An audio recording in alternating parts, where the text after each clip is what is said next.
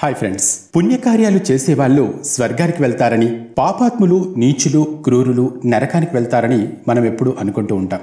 కానీ ఈ వాదన అస్సలు కరెక్ట్ కాదు. స్వర్గానికి వెళ్లే నిజమైన హక్కుదారులు ఎవరు? ఎలాంటి కర్మలు చేస్తే వారి వారి కష్టాలు, బాధలు తీరుతాయి అనే విషయాలను ఈ కథ ద్వారా తెలుసుకుందాం. కాబట్టి ఈ వీడియోని ఎక్కడా స్కిప్ చేయకుండా చూడండి. ఒకసారి భూమి మీద 4 వ్యక్తులు ఏకకాలంలో మరణించారు. భిన్నమైన అభిప్రాయాలు ఉన్న వారంతా వేర్వేరు ప్రాంతాలకు చెందిన వాళ్ళు. అయితే యాదృచ్ఛికంగా ఆ 4 ఒకే సమయంలో మరణించారు. అప్పుడు వాళ్ళని తీసుకెళ్లటానికి యమదూతలొచ్చారు. మరణించిన ఆ 4 ఒకరు రాజు, మరొకరు డబ్బున్న వ్యాపారి, 3వ వాడు పూజలు పునస్కారాలు చేసుకునే పండితుడు, 4వ వాడు పేద కూలి. కష్టపడి రోజంతా కూలి పనులు చేసుకుని కుటుంబాన్ని పోషించుకునేవాడు. ఆ యమదూతలు ఆ 4 ఆత్మలను ఆకాశ మార్గం ద్వారా తీసుకువెళ్లి యమధర్మరాజు ముందు హాజరుపరిచారు. అయితే ఆ సమయానికి యమధర్మరాజు ఇంకా అక్కడికి రాలేదు. అయితే ఆ టైం గ్యాప్ లో ఈ 4 ఆత్మలు ఇలా మాట్లాడుకుంటున్నాయి. ఎవరు స్వర్గానికి వెళ్తారో, ఎవరు నరకానికి వెళ్తారో అని లెక్కలేసుకుంటున్నారు. అయితే ఆ 4 మొదటగా రాజు ఇలా అంటున్నాడు, నన్ను యమధర్మరాజు ఖచ్చితంగా స్వర్గానికే పంపిస్తాడు. ఎందుకంటే నేను ప్రపంచ ప్రఖ్యాతిగాంచిన రాజుని. నేను చేసిన మంచి పనుల వలన భూమి మీద నాకంటూ మంచి పేరు సంపాదించుకున్నాను. ప్రతి చోట ప్రజలు నేను చేసిన మంచి పనుల గురించి మాట్లాడుకుంటారు. నా దగ్గరకు వచ్చిన ఎవరిని ఖాళీ చేతులతో ఎప్పుడూ పంపించలేదు. నేను ఎక్కడికి వెళ్ళినా నాకంటూ ఒక గౌరవం, మర్యాద ఉన్నాయి.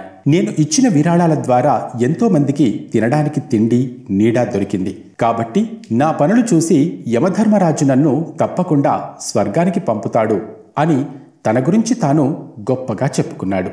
ఆ తర్వాత డబ్బున్న వ్యాపారి తన వాదన వినిపించడం మొదలుపెట్టాడు. బాబూ, నువ్వే కాదు, నేను కూడా బోల్డంత డబ్బును సంపాదించాను. దాంతో లక్షలాది మందికి సహాయం చేశాను. నా సంపాదనలో 11వ వంతు నిరుపేదలకు సహాయం చేయడానికి ఉపయోగించాను.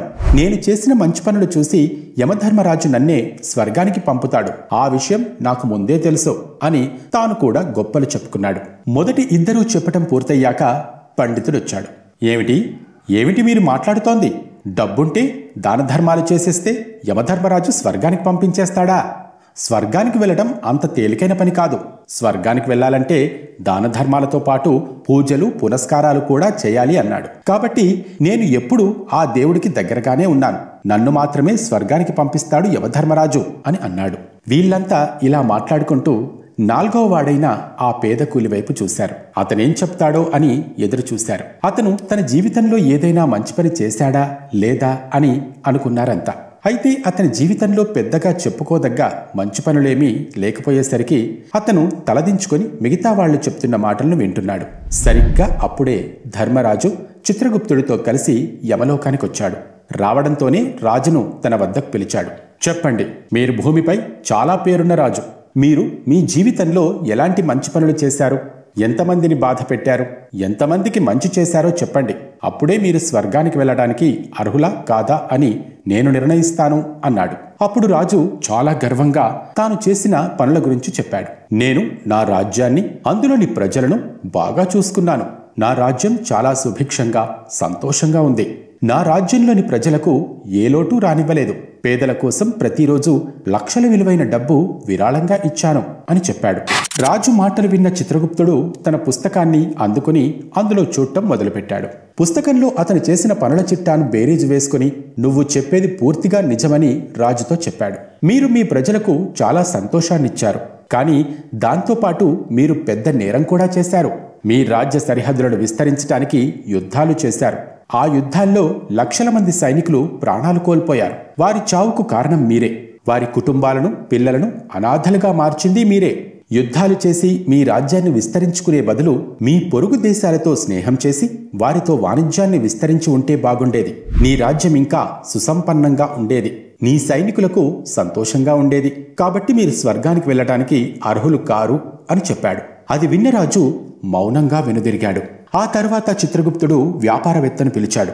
మీరు బతికుండగా ఏమేం మంచి పనులు చేశారు అని అడిగాడు. అప్పుడు వ్యాపారి ఇలా అన్నాడు. ఓ దేవా, నేను సంపాదించిన డబ్బులో 11వ వంతు మంచి పనులకే ఖర్చు చేశాను. లక్షల మంది పేదవాళ్లకు ఆహారం అందించాను. ఎన్నో ఆశ్రమాలకు డబ్బును దానం చేశాను. ఎన్నో నగరాల్లో దేవాలయాలు, ధర్మశాలలు నిర్మించాను. తీర్థయాత్రలు చేసేవాళ్లకు ఉచితంగా భోజనం ఇచ్చే ఏర్పాటు చేశాను. ఇవే నా జీవితంలో నేను చేసిన మంచి పనులు అని చెప్పాడు. చిత్రగుప్తుడు అతని మాటలు విన్నాక తన పుస్తకాన్ని తెరిచాడు. వ్యాపారవేత్త జీవితంలో జరిగినవన్నీ చదివేశాడు. మీరు చెప్పింది నిజమే. మీరు భూమిపై చాలా దానాలు చేశారు. కానీ మీరు చేసిన దానాలే మీకు శాపాలుగా, పాపాలుగా మారాయి. ఎందుకంటే మీరు అబద్ధాలు చెప్పి మోసం చేసి కూడబెట్టిన డబ్బుతో ఆ దానాలు చేశారు. మీ వ్యాపార వస్తువుల్లో కల్తీ ఎక్కువగా ఉంది. అలాగే నకిలీ వస్తువులను ఎక్కువ ధరలకు అమ్మారు. మీకు అడ్డు వచ్చిన ఎంతో మంది వ్యాపారులను అడ్డు తొలగించుకున్నారు. మీరు చేసిన పనుల వలన కష్టపడి సంపాదించుకున్న డబ్బు పోయి ఎంతో మంది అనారోగ్యం పాలయ్యారు. కొందరు మరణించారు. కొందరు ఆత్మహత్య చేసుకున్నారు. వాళ్ళ ఉసురు మీకు బాగా తగిలింది. అందుకే మీరు ఏ మంచి పని చేసినా దానికి అస్సలు విలువే లేకుండా పోయింది. కాబట్టి స్వర్గానికి వెళ్లే అర్హత మీకు లేదు అన్నాడు. చిత్రగుప్తుని మాటలు విని ఆ వ్యాపారి కూడా దిగులుగా వెనుదిరిగాడు. ఆ తర్వాత పండితుణ్ణి పిలిచి, మీ జీవితంలో మీరు చేసిన మంచి పనులేమిటి అన్నాడు. నేను ఎంతో మందికి మంచి జ్ఞానాన్ని అందించాను. ఎంతో మంది ఇళ్లల్లో యాగాలు, పూజలు చేశాను. రాత్రి పగలు తేడా లేకుండా దేవుడి ధ్యానంలో మునిగి తేలేవాడిని. వేల మంది ఆడపిల్లలకు పెళ్లిళ్లు చేశాను. లక్షల పిండదాన, శ్రాద్ధ కర్మలు చేశాను. లెక్కలేనంత మందికి మార్గనిర్దేశం చేశాను. ఇంతకంటే గొప్ప కార్యం ఏముంటుంది మహాప్రభు అన్నాడు. అప్పుడు చిత్రగుప్తుడు తన పుస్తకంలో చూసి, ఓ పండితుడా, మీరు చెప్పింది నిజమే. మీరు నిజంగానే వేల మందికి జ్ఞానాన్ని అందించారు. కానీ ఆ జ్ఞానాన్ని మీరే ఉపయోగించుకోలేదు. మీరు వందల కొద్ది యాగాలు, పూజక్రతువులు చేశారు. కానీ ఏ ఒక్కటి నిస్వార్థంగా చేయలేదు. మీరు ఎల్లప్పుడూ డబ్బు కోసం అత్యాశతోనే చేశారు. కాబట్టి మీకు కూడా స్వర్గానికి వెళ్లే అర్హత లేదు అని పంపించేశాడు. ఇప్పుడు పేద కూలి వంతు వచ్చింది. చిత్రగుప్తుడు అతన్ని పిలిచి అడిగాడు, ప్రభు, నేను భూమి మీద ఒక పేద ఇంట్లో పుట్టాను. దాన ధర్మాలు, పూజలు చేయటానికి నేను అర్హుడిని కాదు. కాబట్టి నేను శుభకార్యాలు ఏమీ చేయలేదు. అతి కష్టం మీద కుటుంబాన్ని పోషించుకోవటానికి సమయం సరిపోయేది. నాకు తెలుసు ప్రభు, నాకు స్వర్గానికి వెళ్లే అర్హత లేదని. ఎందుకంటే నేను బతికున్నన్నాళ్ళు భూమి మీద నరకం అనుభవించాను. ఇక్కడ కూడా నేను నరకానికి వెళ్తానని నాకు తెలుసు.